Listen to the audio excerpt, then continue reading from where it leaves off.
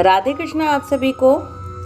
वैशाख मास महात्म्य के कल के अध्याय में हमने सुना कि राजा महिरथ को उसके गुरु कश्यप जी ने कितनी सुंदर तरह से स्वर्ग और नरक के बारे में बताया। अब आगे वैशाख मास महात्म्य अध्याय 13। अपने गुरु की इतनी बातें सुनने के बाद राजा महिरथ ने कहा, सौम्य स्वभाव वाले गुरुदेव, आपने मुझे वह अमृत पिलाया जिसका आविर्भाव समुद्र से नहीं हुआ है। आपका वचन संसार रूपी रोग का निवारण तथा दुर्व्यसनों के मुक्त करने वाला द्रव्य भिन्न औषध है। आपने कृपा करके मुझे आज इस औषध का पान कराया है। हे विप्रवर, सत्पुरुषों का समागम मनुष्यों को हर्ष प्रदान करने वाली, उनके पाप को दूर भगाने वाली तथा जरा मृत्यु का अपहरण करने वाली संजीवनी बूटी है। इस पृथ्वी पर जो जो मनोरथ दुर्लभ माने गए हैं वे सब यहाँ साधु पुरुषों के संग से प्राप्त हो जाते हैं। जो पाप का अपहरण करने वाली सत्संग की गंगा में स्नान कर चुका है उसे दान, तीर्थ सेवन, तपस्या तथा यज्ञ करने की क्या आवश्यकता है। हे प्रभु, आज के पहले मेरे मन में जो जो भाव उठते थे वे सब केवल काम सुख के प्रति लोभ उत्पन्न करने वाले थे, परंतु आज आपके दर्शन से तथा वचन सुनने से उनमें विपरीत भाव आ गया। मूर्ख मनुष्य एक जन्म के सुख के लिए हजारों जन्मों का सुख नष्ट करता है और विद्वान पुरुष एक जन्म से हजारों जन्म बना लेता है। हाय हाय, कितने खेद की बात है कि मुझ मूर्ख ने अपने मन को सदा काम जनित रस के आस्वादन सुख में ही फंसाए रखने के कारण कभी कुछ भी आत्म कल्याण का कार्य नहीं किया। अहो, मेरे मन का कैसा मोह है जिससे मैंने स्त्रियों के फेर में पड़कर अपनी आत्मा को घोर विपत्ति में डाल दिया, जिसका भविष्य अत्यंत दुखमय है तथा जिससे पार पाना बहुत कठिन है। हे भगवान, आपने स्वतः संतुष्ट होकर अपनी वाणी से आज मुझे मेरी स्थिति का बोध करा दिया। अब उपदेश देकर मेरा उद्धार कीजिए। पूर्व जन्म में मैंने कोई पुण्य किया था जिससे आपने मुझे बोध कराया है। विशेषतः आपके चरणों की धूलि से आज मैं पवित्र हो गया। हे वक्ताओं में श्रेष्ठ, अब आप मुझे वैशाख मास की विधि बताइए। कश्यप जी बोले, राजन, बुद्धिमान पुरुष को चाहिए कि वह बिना पूछे या अन्याय पूर्वक पूछने पर किसी को उपदेश ना दे। लोक में जानते हुए भी जड़वत अनजान की भांति आचरण करे, परंतु विद्वानों, शिष्यों, पुत्रों तथा श्रद्धालु पुरुषों को उनके हित की बात कृपा पूर्वक बिना पूछे भी बतानी चाहिए। हे राजन, इस समय तुम्हारा मन धर्म में स्थित हुआ है, अतः तुम्हें वैशाख स्नान के उत्तम व्रत का पालन कराऊंगा। तदंतर पुरोहित कश्यप ने राजा महिरथ से वैशाख में स्नान, दान और पूजन कराया। शास्त्र में वैशाख स्नान की जैसी विधि उन्होंने देखी थी उसका पूरा पूरा पालन कराया। राजा महिरथ ने गुरु की प्रेरणा से उस समय विधि पूर्वक सब नियमों का पालन किया तथा माधव मास जो जो विधान बताए गए हैं वह सब आदत पूर्वक सुने।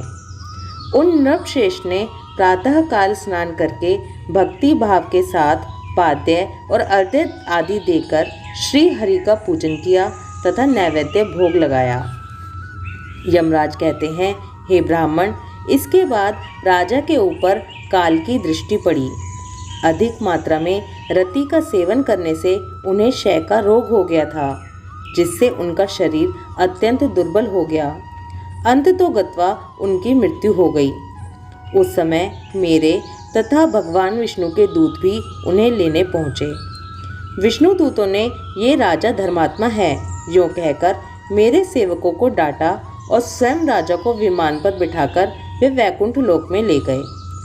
वैशाख मास में प्रातः काल स्नान करने से राजा का पातक नष्ट हो चुका था। भगवान विष्णु के दूत अत्यंत चतुर होते हैं। वे भगवान की आज्ञा के अनुसार राजा महिरथ को नरक मार्ग के निकट से ले चले। जाते जाते राजा ने नरक में पकाए जाने के कारण घोर चित्कार करने वाले नारकीय जीवों का आर्तनाद सुना। कड़ाहे में डालकर औटाए जाने वाले पापियों का क्रंदन बड़ा भयंकर था। ये सब सुनकर राजा को बड़ा विस्मय हुआ। वे अत्यंत दुखी होकर दूतों से बोले, जीवों के कराहने की यह भयंकर आवाज़ क्यों सुनाई दे रही है? इसमें क्या कारण है? आप लोग सब बातें बताने की कृपा करें। विष्णु दूत बोले, जिन प्राणियों ने धर्म की मर्यादा का परित्याग किया है, जो पापाचारी एवं पुण्यहीन हैं, वे तामिस्र आदि भयंकर नरकों में डाले गए हैं। पापी मनुष्य प्राण त्याग के पश्चात यमलोक के मार्ग में आकर भयानक दुख भोगते हैं। यमराज के भयंकर दूत उन्हें इधर उधर घसीटते हैं और वे अंधकार में गिर पड़ते हैं।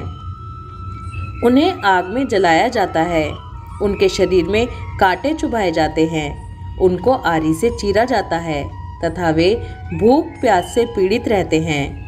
पीप और रक्त की दुर्गंध के कारण उन्हें बार बार मूर्छा आ जाती है।